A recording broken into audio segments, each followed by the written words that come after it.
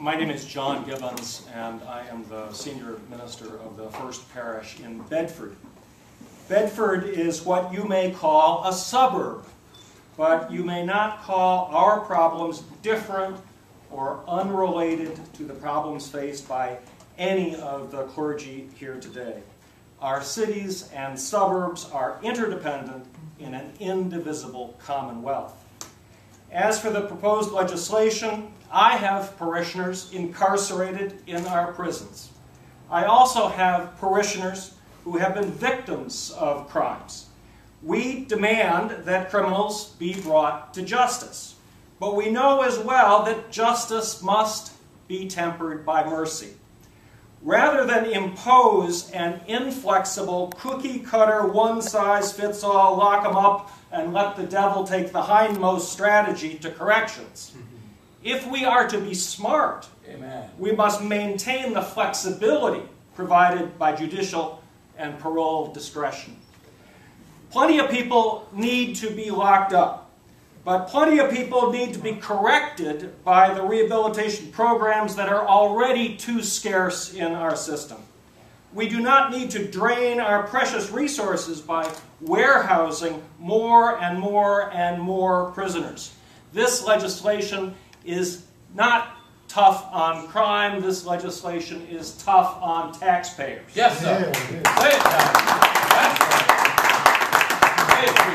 We need there to be resiliency, for as the gospel mandates, we must be as gentle as doves, but also as wise as serpents.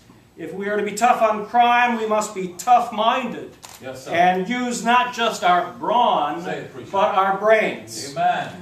We ought not be lovey-dovey, yes, but ask any authority on corrections, ask any correctional officer what happens when hope is denied. If hope is denied, they will tell you, our criminals are hardened and everyone suffers. That's right. Let our legislators, therefore, be as gentle as doves, but as wise as serpents. If we make our system of justice more and more rigid, we will only harden and isolate and vilify and estrange more and more of the citizens of this commonwealth. Hopelessness only corrupts our commonwealth. The fate of every one of us outside bars is inextricably linked with the fate of those behind bars. I do not want our legislators to be more gentle. Rather, I implore them to resist simplistic solutions and slogans and be as wise as serpents.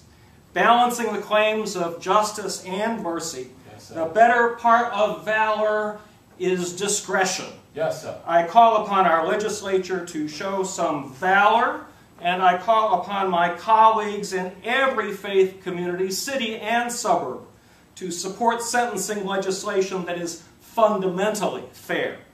The devil will take the hindmost if we allow it.